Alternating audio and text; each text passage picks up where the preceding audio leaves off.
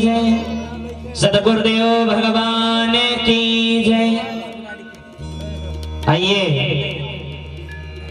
जैसा कुछ समय मिला है उसी के अनुसार सभी भक्तों की सेवा करने का प्रयास।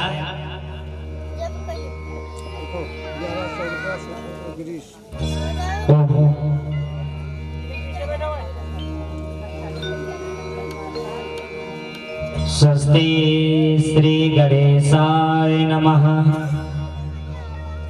स्वस्ति श्री सरस्वते नमः। स्वस्ति श्री हनुमते नमः।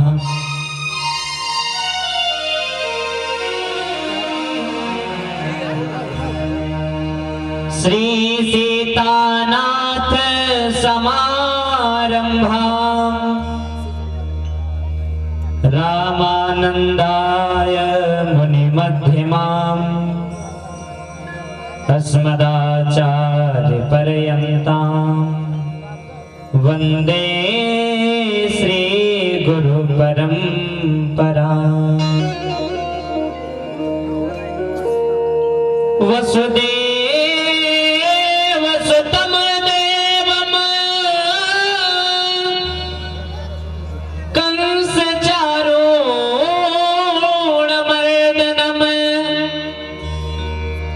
देवकी परमानंदम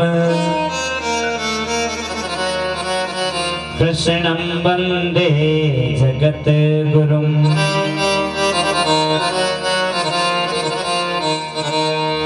भक्ति भक्ति भगवंत गुरु चतुर नाम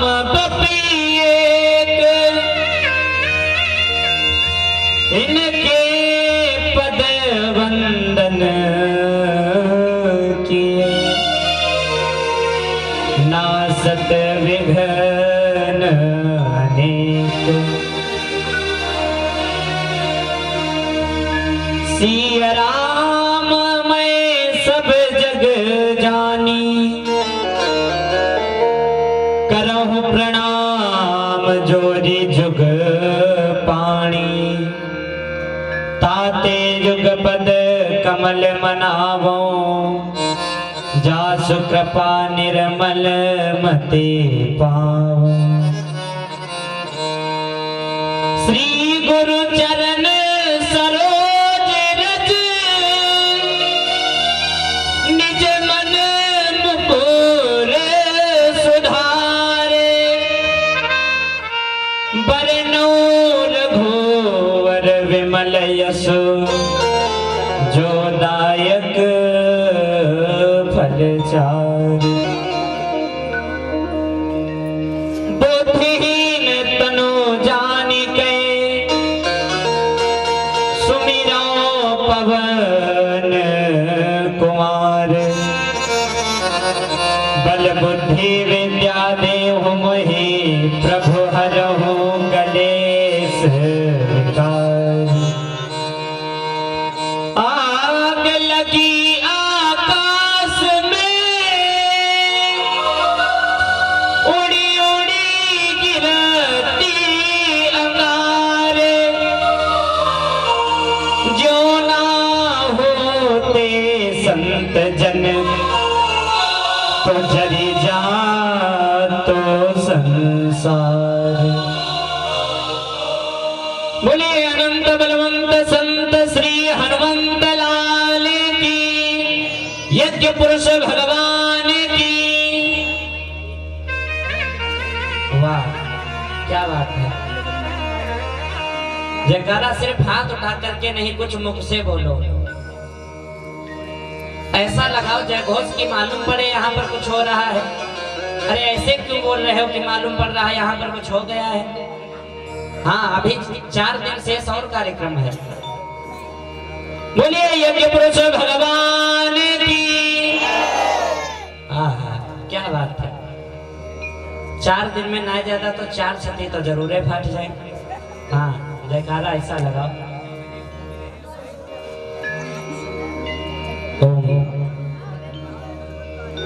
आइए दो बार प्रभु का पावन नाम, जिसके पश्चात हरि चर्चा। श्री राधे राधे गोविंद गोविंद राधे, श्री राधे राधे गोविंद गोविंद राधे,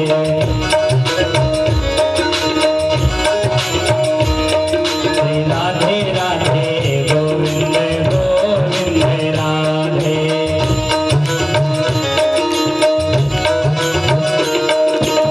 गोविंद राधे राधे गोपाल राधे, गोविंद राधे राधे, गोविंद राधे राधे गोपाल राधे, गोपाल राधे गोपाल राधे, श्री राधे राधे गोविंद गोविंद राधे, श्री राधे राधे गोविंद गोविंद राधे, श्री राधे राधे गोविंद गोविंद राधे, श्री राधे राधे गोविंद गोविंद राधे, श्री राधे राधे गोविंद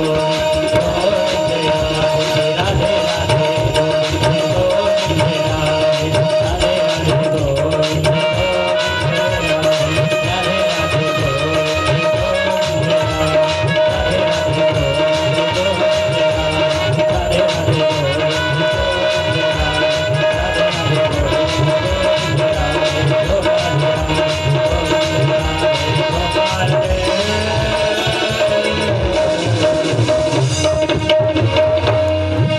बोले गोविंद भगवान की, यज्ञ पुरुष भगवान की।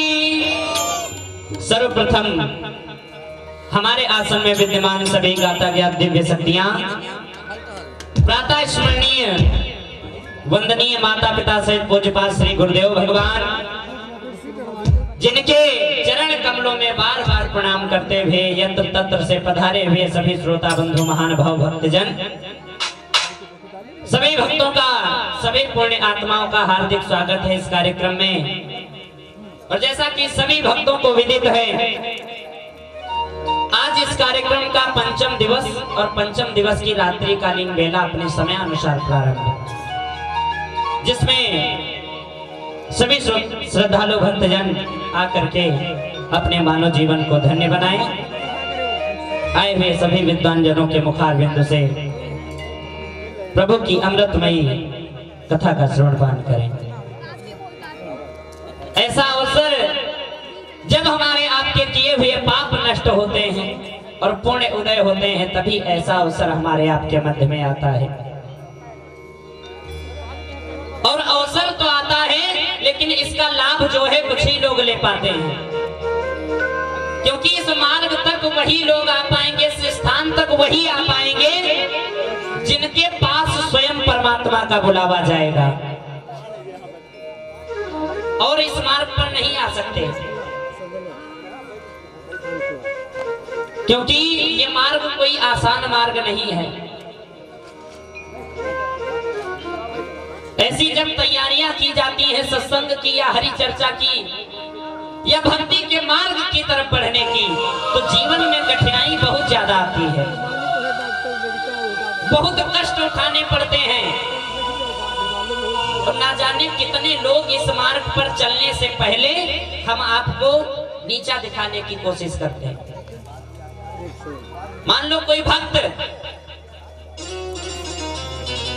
प्रभु का चिंतन करने में लग जाए, या किसी भक्त को ज्यादा ज्ञान हो जाए, तो उसको गांव वाले लोग पागल घोषित कर देते हैं कि भैया ये तो पागल है। अरे जरा विचार किया है कि पागल का शुद्ध अर्थ क्या है? पागल का शुद्ध अर्थ क्या है? जिसने सब कुछ पा लिया हो, जिसने सब कुछ पा लिया हो और सब कुछ पा करके उसी में गलगल है, वही तो शुद्ध पागल है।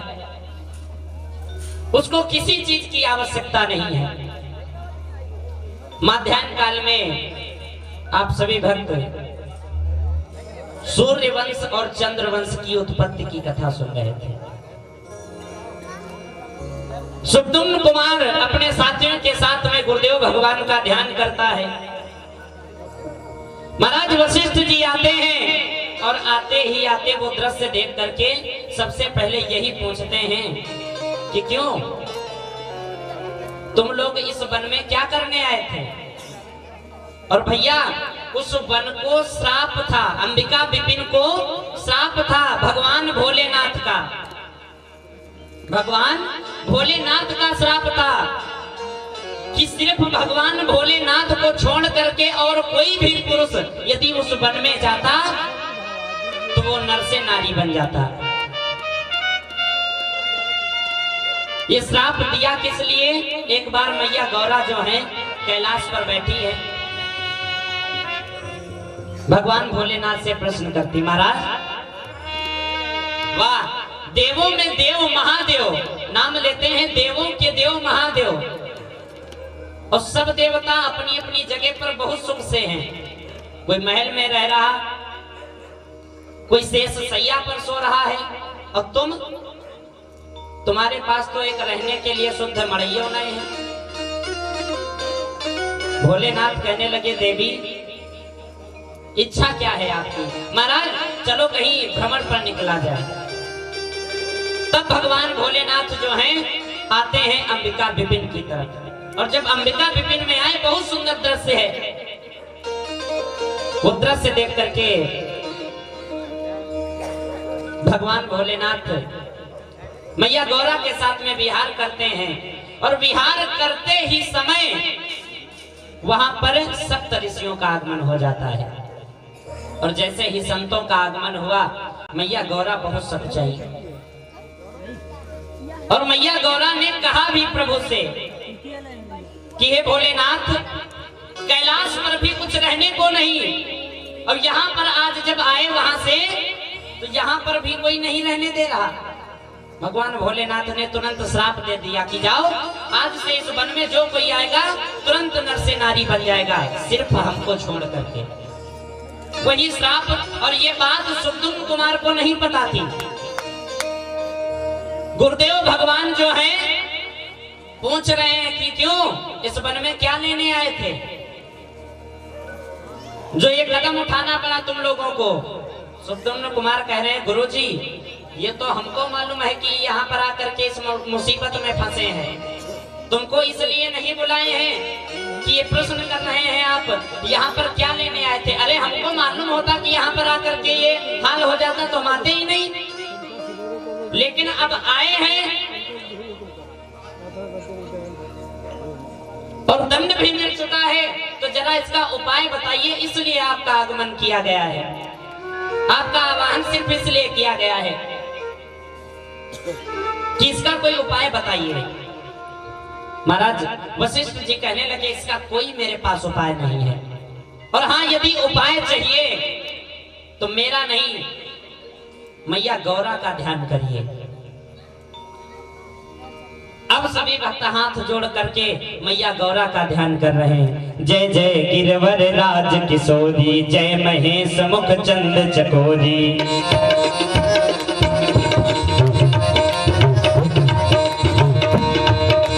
जय जय गिरवर राज किशोरी, जय महेश मुख चंद चकोरी, जय गजबदन खड़ानन माता, जगत जननी नाम निरति गाथा, नहीं तव आदि मध्य अवसान, अमित प्रभाव वेद नहीं। मैया गौरा जी का ध्यान किया, मैया गौरा जी आई। वो तरफ से देख करके मैया गौरा जी ने कहा कि सुनो, यहाँ श्राप दिया था भगवान भोलेनाथ ने, इस वन को भगवान भोलेनाथ का श्राप है, तो इसमें हम भी कुछ नहीं कर सकते। हाँ कुछ नहीं, सब कुछ नहीं कर सकते, लेकिन कुछ इसमें थोड़ा सा अंतर आ सकता है। और जैसे अंतर की बात सुनी तो सभी तुरंत मैया के चरणों पर लौट गए। अरे मैया अंतर कुछ नहीं, बस एक ही दिन का हमका फिर वह वेशम लौटाए दो, और बस घर देखिए जाए कौन कैसे है, और फिर यहीं पर आ जाएंगे। मैया ने आश्वासन दिया कि सुनो, ज्यादा तो कर सकती हूँ नहीं, लेकिन कुछ अंतर आएगा, मास भरे रहेगा पुरुष भेष, मास भरे नारी दिखाएगा, कुछ नहीं कर सकती हूँ, लेकिन 1 महीना नर और 1 महीना नारी रहोगे। ये तो अब सब दिन के लिए प्रथा तुम्हारे ऊपर लागू हो गई। महाराज सब चरणों पर लौट गए। मैया 1 महीना तो बहुत दिन, 1 दिन की फुर्सत मिल जाए बस, जरा घर परिवार देखाएं। अब जो है जैसे ही मैया ने जल लिया, छीटा दिया, अभिमंत्रित करके तुरंत जो घोड़ी थे वो फिर से घोड़े हो गए, जितनी नारी थी वो फिर से नर हो गए और अब अपने अपने घर चल रहे हैं। और सब तो है स्वतंत्र, सब तो है स्वतंत्र, लेकिन सुब्दुम्न कुमार एक बंधन में बंध चुके हैं। हाँ, इनका विवाह जो है बुद्ध जी के साथ में हो चुका था। तो सब तो चलने लगे, और जब सुब्दुम्न कुमार चले तो बुद्ध जी ने पकड़ लिया हाथ कि तुम कहाँ जा रही हो। सुब्दुम्न कुमार ने हाथ छोड़ा, अरे जा रही नहीं, अब हम जा रहे हैं, जरा मेरी तरफ फिर से देखो, अब हम जा रहे हैं। लेकिन तब भी एक मुसीबत इनके पीछे। मान लो बुद्ध जी से पीछा छूटा, तब तक पुरुरवा दौड़ता हुआ आया, मम्मी मम्मी हमको छोड़ करके नहीं जाना। सुब्दुम्न कुमार सोचने लगे अब तो और बढ़िया, इनसे पीछा छूटा। अब ये सुब्दुम्न कुमार हाथ जोड़ते, भैया तुमको ले तो चलूंगा साथ में, लेकिन दरबार में कहूँ धोखे से मम्मी शब्द ना निकाल दे, माता शब्द ना निकाल देना, नहीं तो मेरी बेइज्जती ही हो जाएगी। हाँ साथ में चलो, लेकिन साथ में चल करके यदि तुमसे कोई पूछे कि आप कौन हो तो बता देना हम एक गरीब असहाय लड़के हैं और राजा साहब बहुत दयालु हैं, बड़े ही कृपालु हैं। हम अपने घर से भटक गए थे और हमको इन्होंने अपनाया है, बस यही घर चल चल के बताना, ये ना कहना कि ये हमारी माता जी है। प्रसाद ले लो माता जी। इधर जो है अब सभी चलने लगे, घर में आए। अब इतने दिन से ये लोग बाहर थे, अब घर वाले और परेशान, और जैसे ही मिले तो पूछने लगे, अरे कहाँ गए थे। तो कोई कह रहा हम तो भैया नीमसारे में पड़े रहे, कोई कह रहा हम तो अयोध्या जी में थे, कोई कह रहा हम तो जगन्नाथपुरी काटा है। अब सभी अपना अपना बहाना बता दिए, लेकिन एक दिन की मुसीबत हो तब। 1 महीना तो नर रहना है, लेकिन दूसरे महीने में फिर वही आफत आने वाली है। तो इस समय तो बात बन गई, और 1 महीना बाद जब महीने का 29वां दिन आया तो एक गुप्त बैठक बैठाई गई, और उस गुप्त बैठक में कौन कौन आया, ये जितने अंबिका विपिन गए थे, हाँ ये सब बैठे हैं और आपस में बात कर रहे हैं, भैया कल फिर आफत आवे वाली है। हाँ आपस में बात कर रहे हैं, कल फिर वही आफत आने वाली है। तो कोई कह रहा कि हम तो अपन पूरा सेतुआ बांध चुके हैं, 1 साल के लिए, 1 महीने के लिए नहीं से जा रहे हैं। कोई कह रहा हम तो अयोध्या जी में काट देंगे। राजा साहब कहने लगे, सुनो हम तो अपनी मुसीबत घर में भी बता दिए हैं और दरबार में लिख के लगा दिए हैं कि राजा साहब किसी काम बस 1 महीने के लिए विदेश जा रहे हैं, और 1 महीने दरबार बंद रहेगा, और जाना कहीं है ही नहीं, घर में 1 महीना काट देंगे। समय चलता रहा इसी प्रकार, 1 महीना नर 1 महीना नारी, जिसके बाद में सुब्दुम्न कुमार के 3 और संतान होती हैं। और जब वो 3 संतानें हुई हैं, एक का नाम पड़ा है उत्कल, दूसरे का नाम पड़ा है विमल, और तीसरे का नाम पड़ा है गय। और भैया ये 3 तो सुब्दुम्न कुमार की संतानें हैं, और एक वो सुब्दुम्न कुमार का ही स्पेशल वाला पुरुरवा।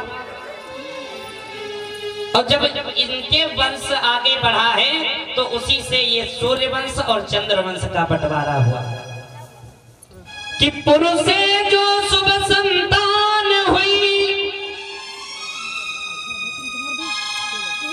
वह चंद्र वंश कहलाया है।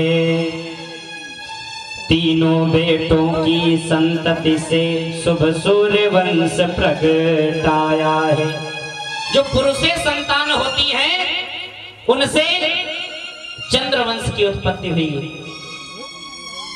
और जो उत्कल विमल गय के द्वारा संतानें होती हैं उनसे जो है सूर्यवंश प्रकटाया है। इस प्रकार ये सूर्यवंश और चंद्रवंश का बंटवारा हुआ और उसी सूर्यवंश में एक राजा हुए हैं महाराज हरिश्चंद्र जी। बहुत कष्ट उठाया है और कष्ट किस लिए? सिर्फ धर्म के लिए, सिर्फ धर्म के लिए इन्होंने कष्ट उठाया। जब जब होई धर्म के हानि बाढ़ी असुर अधम अभिमानी तब तब धरि प्रभु विविध शरीरा हरि कृपा निधि सज्जन पीरा। और धर्म के लिए ही इन्होंने अपनी आन बान बनाने के लिए, रघुवंशी राजा हैं और रघुवंशी राजा का नियम है रघुकुल रीति सदा चली आई प्राण जाए पर बचन न जाए। राजा हरिश्चंद्र जी, ब्रह्म सभा लगी हुई है और उस ब्रह्म सभा में एक दिन बात बढ़ी और बात बढ़ी किस प्रकार? विश्वामित्र जी और वशिष्ठ जी और इंद्र सभा में अनेक राजा बैठे हुए थे, तो और किसी ने बात नहीं प्रारंभ की, लेकिन विश्वामित्र जी और वशिष्ठ जी में बात होने लगी। विश्वामित्र जी बोले, महाराज इस समय सबसे दानी राजा कौन है? सबसे बड़ा दानी राजा कौन है? तो वशिष्ठ जी खड़े हो गए। वशिष्ठ जी खड़े हुए और बड़े ही गर्व के साथ में कहने लगे कि यदि इस समय सबसे बड़ा दानी राजा है तो वो है मेरा शिष्य सत्यवादी दानवीर राजा हरिश्चंद्र। महाराज जैसे ही ये बात कही है तो विश्वामित्र जी को थोड़ी सी अंदर ही अंदर जलन महसूस होने लगी, क्योंकि वशिष्ठ जी के शिष्य हैं हरिश्चंद्र जी महाराज, कुल गुरु हैं वशिष्ठ जी। और वशिष्ठ जी जब अपने शिष्य की बड़ाई करने लगे तो इनको थोड़ी सी जलन हुई कि बताओ वशिष्ठ जी के शिष्य सत्यवादी दानवीर राजा हरिश्चंद्र कितने अहंकार से बोल रहे हैं और आज तक हमारा कोई ऐसा शिष्य ही नहीं हुआ। महाराज जैसे ही ये बात कही तुरंत विश्वामित्र जी खड़े हो गए और कहने लगे, क्या बोल रहे हैं आप? महाराज वो कोई सत्यवादी दानवीर राजा नहीं है। अरे अब उसके पास में धन रखने की कोई जगह ही नहीं रह गई है। अब उसके पास धन रखने की कोई जगह नहीं रह गई है, इसलिए वो दान कर रहा है। विश्वामित्र जी बता रहे हैं कि सत होता है व्रत होता है, सत होता है व्रत होता है, पर सबकी सीमा रहती है। सत होता है व्रत होता है, पर सबकी सीमा रहती है।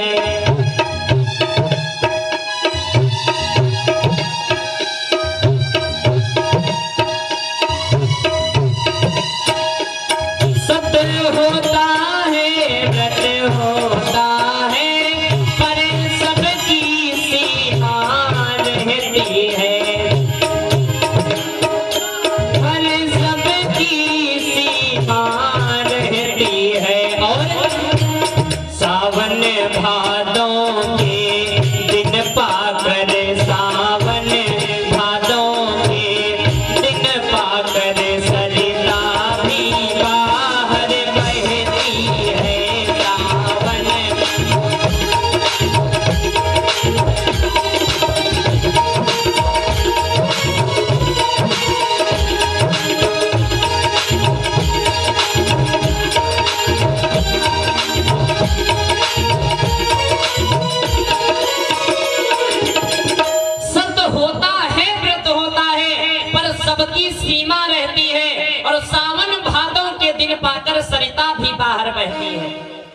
अरे सत्य होता है, व्रत होता है, मानता हूं, लेकिन राजा हरिश्चंद्र कोई सत्यवादी दानवीर नहीं है।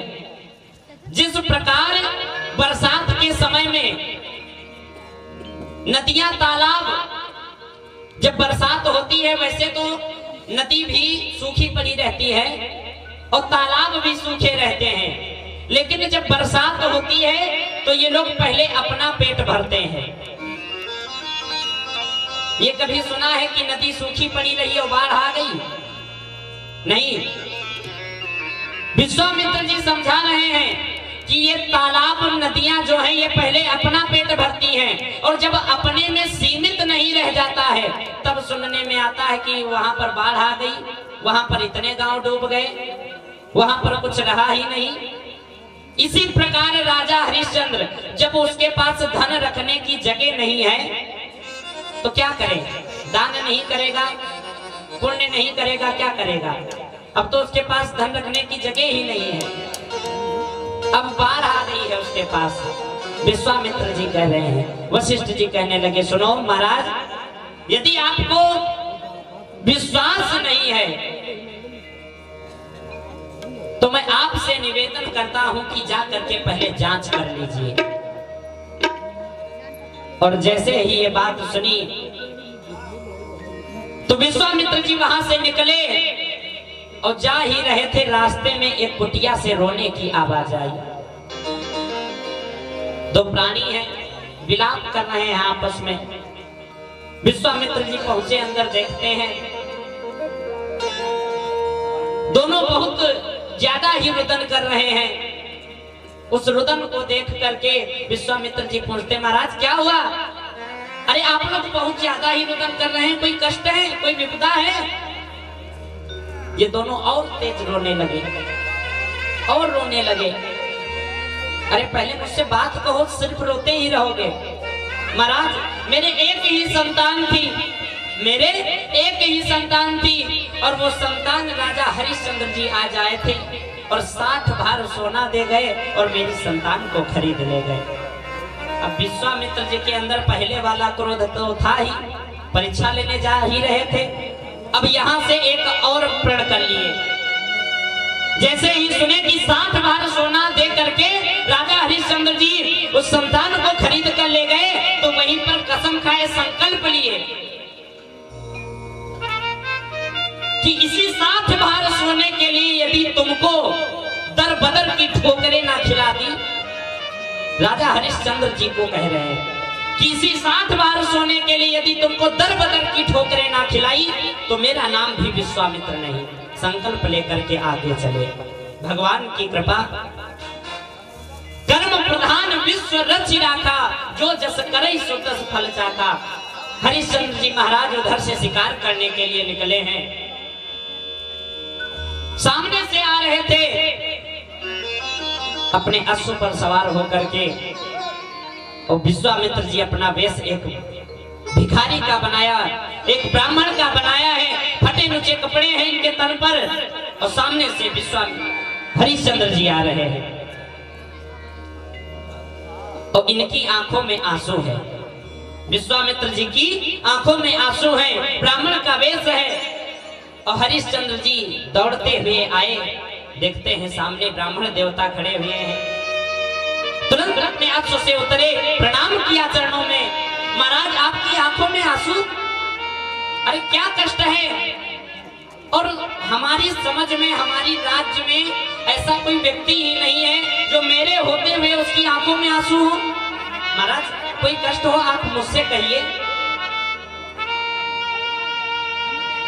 विश्वामित्र जी अंदर से तो बहुत क्रोध है, ब्राह्मण का वेश धारण करके आंखों से अश्रुधारा गिराते हुए कहने लगे, महाराज हमारे एक कन्या है और उस कन्या के विवाह की मुझको बहुत चिंता है, क्योंकि हर बेटी, हर पिता के सिर पर ये बोझ होता, जब बेटी बड़ी हो जाती है तो उस पिता को दिन पर दिन चिंता ही बढ़ती जाती है कि कहीं मेरी बेटी के हाथ पीले हो जाएं, कहीं मेरी बेटी का घर बस जाए। महाराज यही मुझको चिंता लगी हुई है, और जहां पर जाता हूं वहां पर दहेज की मांग हो जाती है, उसी में मैं नहीं उसी में मैं नहीं सम्मिलित हो पाता हूँ। मेरी बेटी का विवाह नहीं हुआ है महाराज, इसी बात का कष्ट है। राजा हरिश्चंद्र जी कहने लगे महाराज मेरे लायक जो सेवा हो, तन मन धन सब आपके चरणों में समर्पण है। अब समझ लीजिए कि विवाह आपको नहीं, विवाह मुझको करना है। विवाह आपको नहीं, विवाह मुझको करना है। महाराज जैसे ही ये बात राजा हरिश्चंद्र जी कहने लगे, ये सब सुनते ही ब्राह्मण देवता थोड़ा सा मुस्कुराए, लेकिन कहने लगे महाराज मैं सोचता था कि थोड़ा सा यदि धन मिल जाता तो थोड़ा सा कार्य मेरा है वो भी हो जाता। महाराज यहाँ पर तो हम शिकार करने के लिए, यहाँ पर कोई धन वगैरह नहीं लाए हैं। यदि धन लेना है आपको तो चलो राज दरबार में चल करके वहां पर जितना धन चाहिए, जितना धन आपको चाहिए सब वहां पर मिलेगा। महाराज जो मेरे लायक सेवा हो सब वहां पर पूर्ण हो जाएगी। अब ब्राह्मण थोड़ा सा क्रोध में आ गए। अरे महाराज देने वाले क्या नहीं दे देते हैं, आपके पास यहाँ पर क्या नहीं है? हरिश्चंद्र जी कहने लगे महाराज कुछ नहीं है, सिर्फ पूंजी लगाम मेरे पास है, इसके अलावा मेरे पास कुछ नहीं है। अब ये मुस्कुराए और कहने लगे राजन देने वाले तो सब कुछ देते हैं, आपके पास में सब कुछ है, लेकिन यदि देना ही नहीं तो इनकार करो। विश्वामित्र जी कहने लगे कि यदि देना ही चाहते हो, यदि देना ही चाहते हो राजन तो कुंजी लगाम दे दो, देना ही चाहते हो, देना ही चाहते हो, कुंजी लगाम दे दो, देना ही चाहते हो।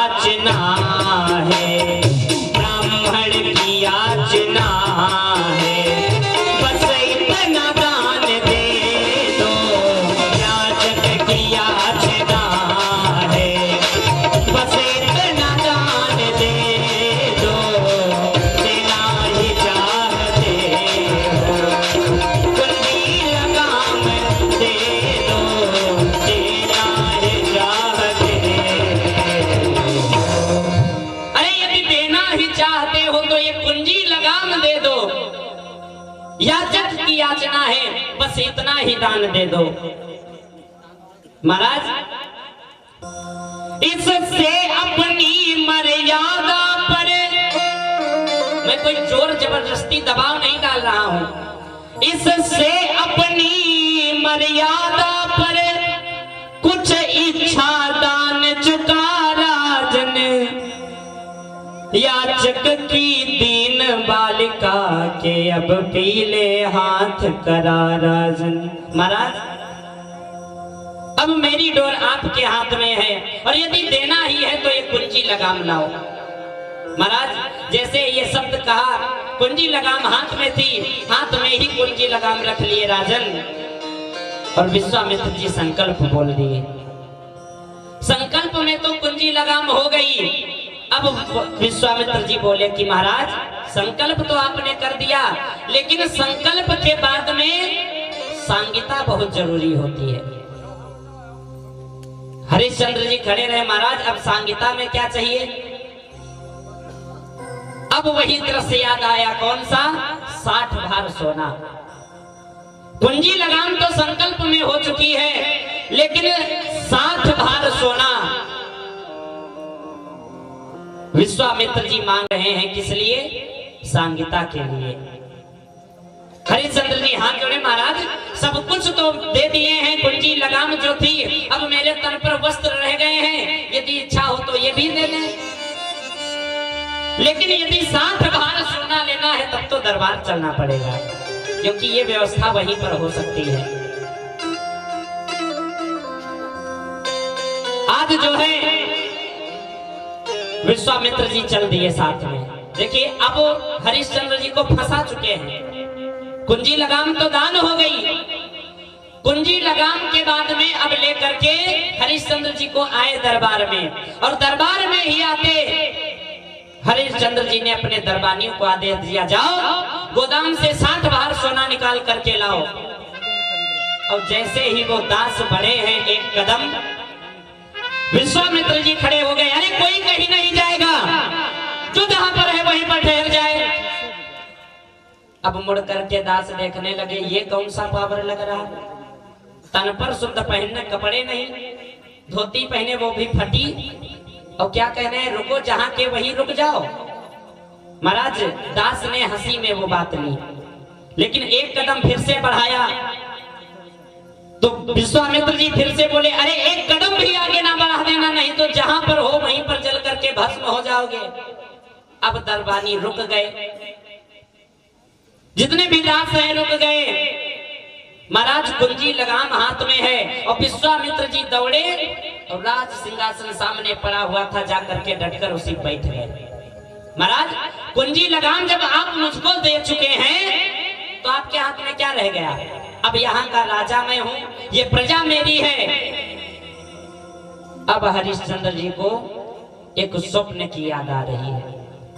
इन्होंने कुछ दिन पहले एक स्वप्न देखा था। उस स्वप्न में क्या देखा था कि मेरी राजपाट चला गया, मेरी प्रजा मुझसे अलग हो गई है, मेरा कोई नहीं रह गया है। राजा हरिश्चंद्र जी की पत्नी का नाम था तारा। अब हरिश्चंद्र जी की आंखें खुली कि अरे ये तो वही स्वप्न सत्य हो रहा है, अब तो हमारे पास कुछ नहीं रह गया, राजपाट चली गई, ये प्रजा मुझसे अलग हो गई, यहाँ का राजा अब तो कोई और हो गया है। महाराज राजा हरिश्चंद्र जी दौड़ते हुए आए, कहा? जहां पर तारा बैठी हुई है। वास्तव में तारा रानी भी एक सती नारी है। जब जब हरिश्चंद्र जी गिरे हैं तब तब उठाने का काम तारा ने किया है। महाराज तारा के पास दौड़ते हुए आए, रोने लगे, रानी वही स्वप्न जो है स्वप्न सत्य हो गया है, आज मेरे पास कुछ नहीं रह गया है। बहुत रुदन करते हैं, रो रहे, बराबर आंखों से अश्रुधाराएं नहीं बंद हो रही। तारा कहने लगी, महाराज आप क्यों रो रहे हैं? अरे इस रोने का कारण, अरे आप इस राजपाट के लिए रो रहे हैं। वाह महाराज, धर्म को आपने पीछे छोड़ दिया, और ये राजपाट जो कि कुछ साथ में जाने वाला नहीं, ये राजपाट, ये धन दौलत शोहरत, ये सब यहीं पर रह जानी, इसके लिए आप रो रहे हैं। राजा हरिश्चंद्र जी जोड़े हाथ, महारानी मैं उसके लिए नहीं रो रहा हूं, मेरे रोने का कारण कोई दूसरा है। अरे राजपाट चला गया, इसका मुझको कतई कोई दर्द ही नहीं है। दर्द तो इस बात का है, मेरे ऊपर एक कर्ज आ गया है। अरे मेहरारू का मर्द होता है मर्द, लेकिन एक मर्द का भी मर्द होता है जिसका नाम होता है कर्ज। इंसान के ऊपर यदि कर्जा आ जाए और 1 महीने में उसकी दशा देख लेना, क्या उसकी दशा होती है। यदि इंसान के ऊपर कर्जा आ जाए, बहुत हष्ट पुष्ट इंसान हो, तो 2.5 लाख 5 लाख का कर्जा यदि आ जाता है तो इंसान सूख करके कंटक की तरह हो जाता। और 60 भार सोना, लोग 1 किलो सोना खरीद नहीं पाते, 60 भार सोना का मतलब समझ रहे हैं। महाराज हमारे ऊपर एक कर्ज आ चुका है, बस कष्ट उसी बात का है, और मेरे पास कुछ नहीं रह गया है, अब वो कर्ज मैं कहां से अदा करूंगा। तारा रानी मुस्कुराई, महाराज बस इतनी सी बात, इसके लिए आप इतना रो रहे हैं। अरे हम कब काम आएंगे, महाराज आपके पास से राजपाट गया है, प्रजा गई है, लेकिन आपका शरीर तो आपके साथ ही में है, शरीर तो कहीं गया ही नहीं। महाराज आप जाकर के बिक जाओ, आप जाकर के बिको, और तब भी यदि ना अदा हो तो मुझको बेच दो। तब तक रोहित दौड़ता हुआ आया, पिताजी यदि तब भी ना अदा हो कर्जा तो आप मुझे भी बेच देना। वास्तव में वो पत्नी जो अपने पति को एक सच्चाई के मार्ग पर लिए जा रही है, कोई कर पाएगा ऐसा?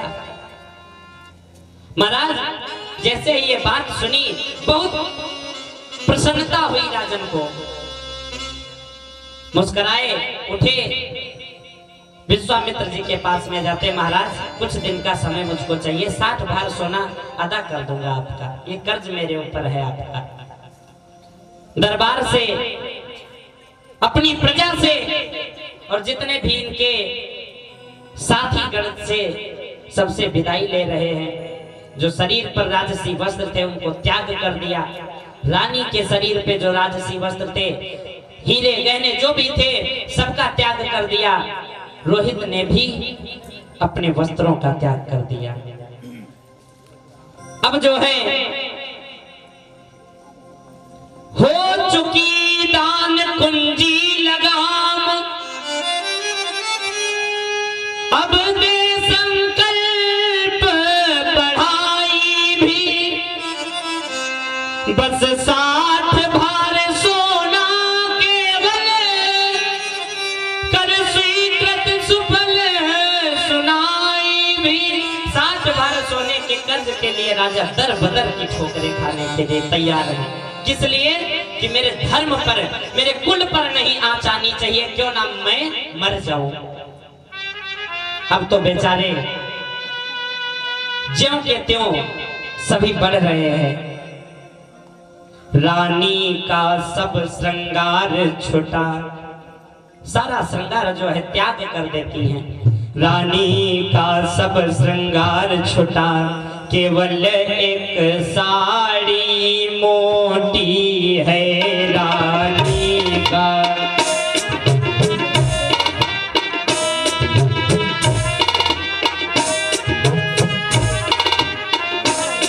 रानी का सब श्रृंगार छुटा, केवल एक साड़ी मोटी है।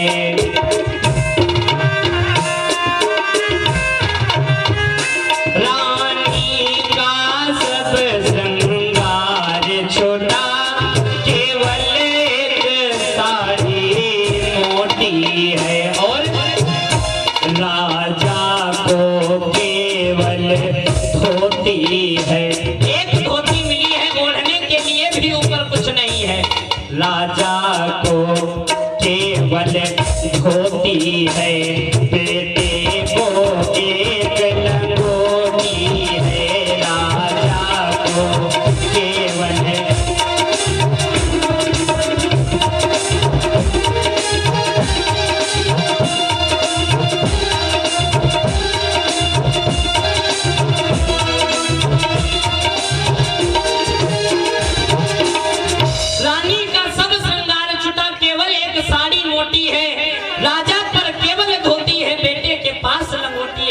पहनने के लिए वस्त्र भी नहीं है। महाराज अपनी प्रजा को प्रणाम करते हैं, और यहाँ तक विश्वामित्र जी ने यह भी आदेश कर दिया था कि जहां तक हमारा राज्य है वहां तक राजा हरिश्चंद्र जी को कोई खरीदेगा नहीं। अब तो सारी प्रजा विश्वामित्र जी के हाथ में है। अब ये एक और संकट है। महाराज जब ये बात सुनी हरिश्चंद्र जी ने, अब पुनः इनके अंदर कष्ट हुआ कि अब तो अपनी राज्य में भी नहीं बिकेंगे, जहां तक इनका साम्राज्य है वहां तक नहीं बिकेंगे, फिर जाएंगे कहां? फिर से तारा ने कहा, महाराज सब जगह व्यर्थ है, हमारे पास में एक और जगह है, और वो किसी की जगह नहीं है, किसी की जगह नहीं है, उस पर किसी का भी अधिकार नहीं है। और वो जगह है किसकी? बोलिए काशी के वासी की। बात है, वारे जयकारा। बोले शंकर भगवान की। हाँ आनंद ही नहीं बोल रही है महाराज जी। हाँ वाह भाई वाह, जोर ये क्या लगाए, जोर तुम्हारे हाथ में है, एक दो छठी तो कम से कम फाटे जाए। बोलिए गोविंद भगवान की जय हो, यज्ञ पुरुष भगवान की जय हो। वो देखो छिंदरी गए महाराज। राजा हरिश्चंद्र जी जो है, अब इनके पास में तारा कहती है महाराज एक जगह और है हमारे पास में, और वो कौन सी, वो किसी की जगह नहीं है, किसी का उस पर अधिकार ही नहीं है। वो जगह है भगवान भोलेनाथ की, जिसको भगवान भोलेनाथ ने अपने त्रिशूल की नोक पर बसाया है। काशी जो है भगवान भोलेनाथ के त्रिशूल की नोक पर बसी हुई है। शास्त्रों की ऐसी अनुमति है, काशी त्रिशूल के ऊपर है, वो वसुधा में ही नहीं नाथ, तीनों लोकों के बाहर है। महाराज वो इस धरा भूमि पर नहीं, वो तीनों लोकों के ही बाहर है। ऐसी है काशी। महाराज यहाँ नहीं बिकेंगे, हम लोग जाकर के काशी में बिकेंगे। तारा जो है आज प्रभु के साथ में अपने चलती है, कदम से कदम मिलाए हुए। ये तीनों प्राणी बढ़ते हुए जा रहे हैं, चलते चलते आधी रास्ता को तय कर लिए महाराज। और जब हरिश्चंद्र जी चले थे तो एक प्रण भी करके चले थे कि जब तक 60 भार सोना अदा नहीं कर दूंगा तब तक जल का बूंद भी नहीं एक मुख में जाने दूंगा। एक दिन, 2 दिन, 3 दिन, 4 दिन चलते चलते हुए महाराज प्यास से व्याकुल होकर के एक दिन पृथ्वी पर धड़ाम से गिरे और अपने बेटे से कहने लगे, बेटा बहुत जोरों की प्यास लगी है, जाओ हमारे लिए जल लेकर के आओ। रोहित जैसे ही बढ़ता है तारा ने रोक दिया, बेटा तुम जल लेने के लिए नहीं जाओगे। अब हरिश्चंद्र जी मुड़ करके देखे तारा की तरफ कि ये मेरी पत्नी कह रही है कि जल नहीं लाओगे। अरे क्या मैंने अपराध कर दिया है? और इनको वो प्रण नहीं याद है, इनको वो प्रण नहीं याद है। अरे महाराज जरा याद करो, और आपने ही मुझको सिखाया है कि जान जाएगी रानी आन नहीं जाएगी, जान जाएगी रानी आन नहीं जाएगी।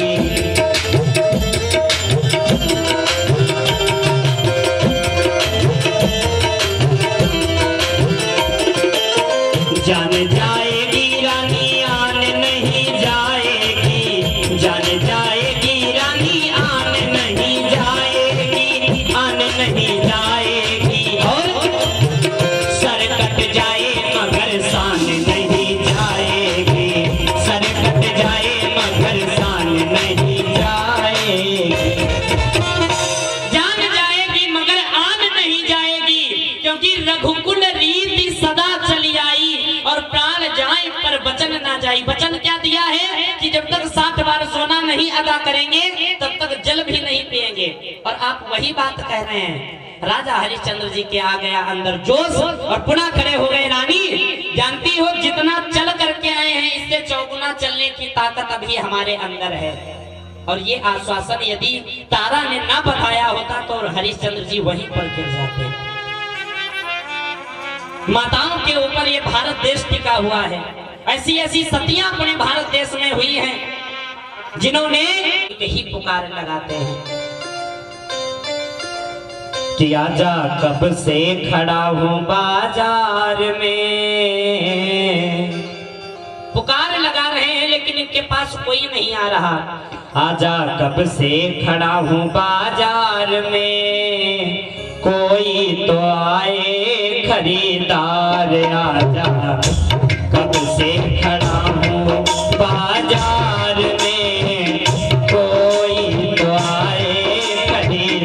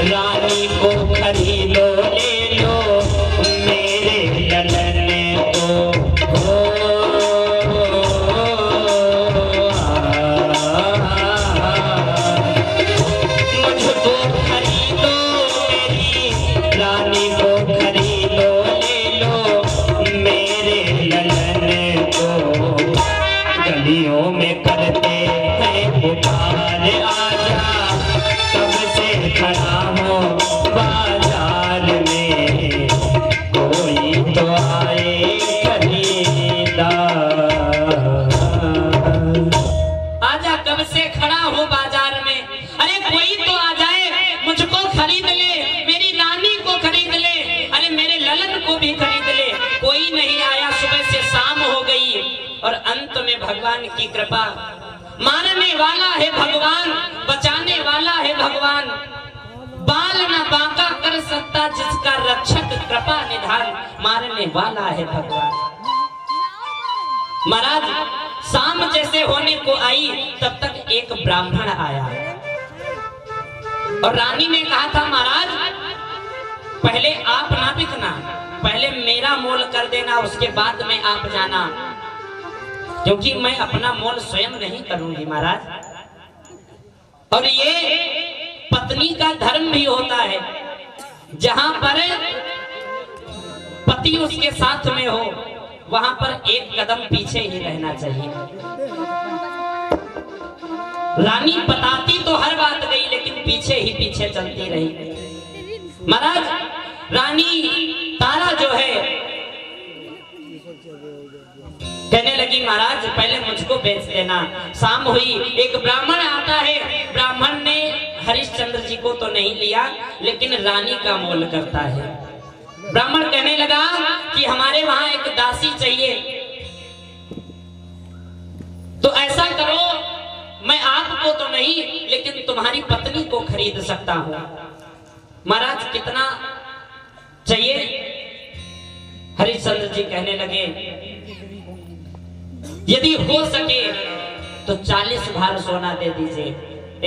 ब्राह्मण ने इनकार कर दिया। 20 भार सोना दे करके उसने तारा का मोल कर दिया। अब 20 भार सोना इनके पास आ गया। तारा जब चलने लगी तब तक रोहित बेचारा रोता हुआ मैया के लिपट गया। माँ आप तो जा रही, मुझको बुला दी। ब्राह्मण से विनती करती है तारा महाराज जहां आप मुझको खरीदे हैं मेरे बेटे को भी साथ में ले लीजिए। इसका क्या मोल है? महाराज इसका भी 20 भार दे दीजिए। 20 भार सोना दिया है तारा का और 20 भार सोना रोहित कुमार का मोल हो गया।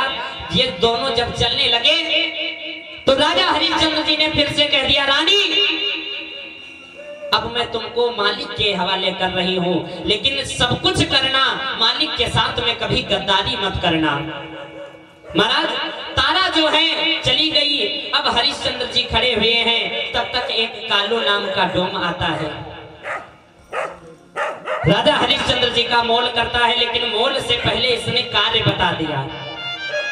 कार्य क्या बताया कि हमारे पास कार्य मरघट का है, मरघट पर रहना होगा और उस मरघट पर बिना करका टका चुकाए हुए कोई लाश स्वीकारी नहीं जाएगी। राजा हरिश्चंद्र जी रोए और कहने लगे महाराज मरघटिये से भी यदि घटिया कोई काम है वो आप मुझे दे दो, मैं करने के लिए तैयार हूं। बहुत विलाप करते हैं। 20 भार सोना कालू नाम का डोम हरिश्चंद्र जी को देता है। मोल हो गया। 7 बार सोना विश्वामित्र जी को मिल गया। सब अपनी अपनी जगह पर हैं। राजा हरिश्चंद्र जी अपनी जगह अपना कार्य कर रहे हैं, तारा जो है अपनी जगह। एक दिन तारा तो अपना कार्य करती है, झाड़ू पोछा चौका बर्तन करना, लेकिन रोहित बेचारा जो है साथे में माँ के साथ में लगा रहता है। ब्राह्मण आया, कहने लगा सुनो मैंने मोल दोनों का चुकाया है और ये पड़े पड़े खाता है, कोई कार्य नहीं करता है। तारा रोई, कहने लगी महाराज यदि मुझसे दुगना कार्य करवाना है तो दुगना कार्य आप मुझसे करवा लीजिए, लेकिन महाराज मेरे बेटे से कुछ ना कहो। अरे तो इसको करना ही पड़ेगा। कार्य दे दिया गया। क्या कि ब्राह्मण सुबह पूजन करने के लिए बैठता था और उसके लिए रोहित जो है टोकरी ले जा करके उसमें बगीचे से सुंदर सुंदर फूल तोड़ करके वो ला करके ब्राह्मण देवता को देते थे। ये कार्य रोहित का है और महाराज भगवान कब क्या कर दें इसका कोई पता नहीं है। हानि लाभ जीवन मरण जस अपजस विधि हाथ। और यदि हमारे हाथ में यही हो जाते, हम आप लोगों के हाथ में, इसीलिए वो भगवान है, इसीलिए वो भगवान है। सब कुछ तो उसने बंटवारा कर दिया, लेकिन हानि लाभ जीवन मरण जस अपजस विधि हाथ ये कार्य अपने पास में रखे। इसीलिए वो भगवान, यदि ये भी मनुष्य को दे देते तो मनुष्य स्वयं भगवान हो जाता। परमात्मा को पता नहीं क्या मंजूर था। रोहित जो है टोकरी लेकर के चला, आज स्वयं उसके लिए काल आया हुआ है। टोकरी लेकर के जैसे ही बगीचे में गया, एक एक पुष्प तोड़ रहा था, पुष्प चुन चुन के अपनी टोकरी में रख रहा था। महाराज उसी बगीचे में मान लो स्वयं विश्वामित्र जी ने काल को भेज दिया हो। काट गया उस लाल को वहां यकायक नाग, सर्प ने काट लिया रोहित को, बेचारा तड़पता हुआ वहीं पर गिर गया। रहा सहा भी मिट गया दुर्भाग्य का भाग, जो कुछ तारा के पास में था वो भी आज उजड़ गया, कुछ नहीं रह गया इनके पास में। जैसे ही ये खबर तारा को मिली कि आज मेरा बेटा भी चला गया, बेचारी दौड़ती हुई आई, वहां पर कुछ नहीं मिला, उसकी बेटी की ही लाश मिलती है। लिपटा करके बहुत विलाप करती है, रोने लगी, कुछ समझ में नहीं आ रहा है, बहुत रोती है बेचारी। रोहित की लाश को गोद में लिए हुए है, बढ़ती आ रही है और भगवान भोलेनाथ से प्रार्थना कर रही, महाराज सारी दुनिया ने ठुकरा दिया था और मैंने सोचा कि आपकी ही शरण में आऊंगी तो मुझको कुछ लाभ मिलेगा, लेकिन आपने भी ये मेरे साथ किया, और यदि आप ही ये करेंगे तो ये दुनिया मेरा साथ क्या देगी। तारा विलाप करती है, बहुत रोती है, रोहित की लाश को हाथ में लिए हुए है, अब बढ़ती हुई आ रही है ब्राह्मण की घर की तरफ और कह रही है, महाराज एक तो आफत की मारी, दूजे प्रभु ने विपदा डारी, तीजे फूटा भाग्य रे, काशी जी की फुल बगिया में दसों काली नाग रे, काशी जी की फुल बगिया में दसों काली नाग रे।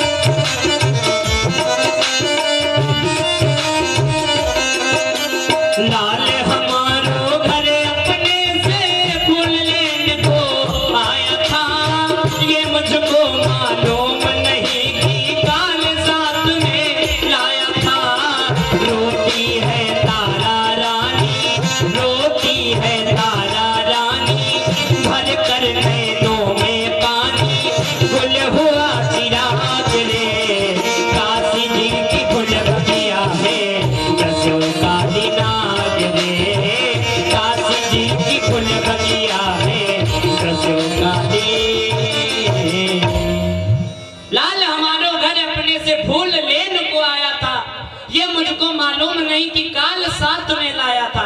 महाराज तारा विलाप करती हुई ब्राह्मण की घर की तरफ बढ़ी है और जैसे ही घर की तरफ बढ़ती हुई जाती है तो ब्राह्मण ने सोचा कि ये मेरे पास आएगी तो भी कफन की मांग करेगी। तो ब्राह्मण ने अपने पट बंद कर लिए, अंदर बंद कर लिए और दरवाजे नहीं खोला उसने। ब्राह्मणी जो बाहर थी वो किसी और कार्य से बाहर चली गई, कोई नहीं मिला। जब वहां पर तारा रानी सोचने लगी कि आज मेरे पति देवता जो है वो मरघट पर है, वहीं पर जाऊंगी तभी आगे चल करके मुझको रास्ता दिखाई।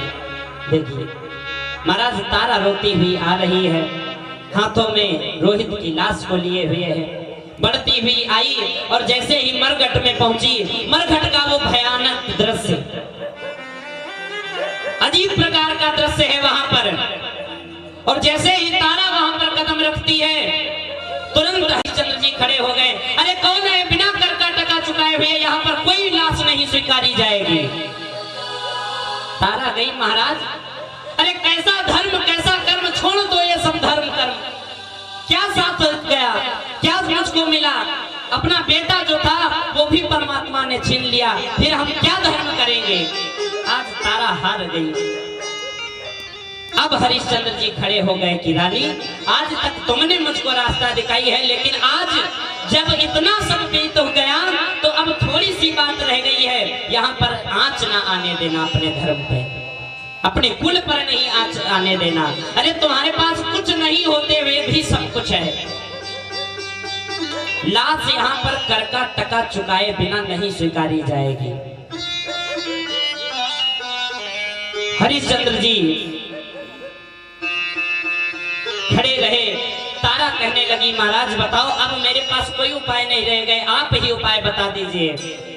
हरिश्चंद्र जी ने कहा कि रानी तुम्हारे पास में साड़ी है और इस साड़ी से आधी साड़ी फाड़ दो, आधी साड़ी से अपना अंग ढको और आधी साड़ी जो है बेटे के कफन में लगा दो। और जैसे ही उस साड़ी को फाड़ना चाहा है तारा ने, तुरंत बहुत जोर जय घोष हुआ, बोलिए सत्यवादी दानवीर राजा हरिश्चंद्र जी महाराज की, यज्ञ पुरुष भगवान की। जय घोष करते हुए विश्वामित्र जी आ गए। वहां पर सब दृश्य बदल गया, ना वहां पर नदी है, ना तो वहां पर मरघट है, ना तो रोहित मरा हुआ है। ये तो सिर्फ विश्वामित्र जी परीक्षा ले रहे थे। इसी के साथ साथ वाणी को विराम। आइए 2 बार प्रभु का पावन नाम बोले सभी। श्री राधे राधे गोविंद गोविंद, राधे राधे राधे गोविंद गोविंद राधे।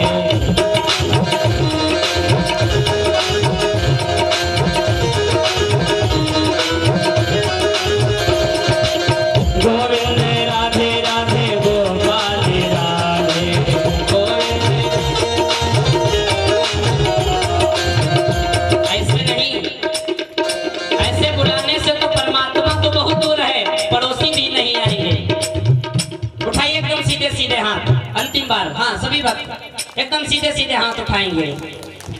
मस्ती के रंग मस्ताने हो गए, मस्ती के रंग मस्ताने हो गए, श्याम तेरे श्याम तेरे श्याम तेरे नाम दीवाने हो गए, श्याम तेरे नाम दीवाने हो गए। मस्ती के रंग मस्ताने हो गए, मस्ती के रंग मस्ताने हो गए, श्याम तेरे श्याम तेरे श्याम तेरे नाम दीवाने हो गए, श्याम तेरे नाम दीवाने। बोलिए गोविंद भगवान की, यज्ञ पुरुष भगवान की जय हो। जय जय श्री राधे, जय जय श्री राधे, जय जय श्री राधे। श्याम मन समर्पित है महाराज श्री के कर कमल।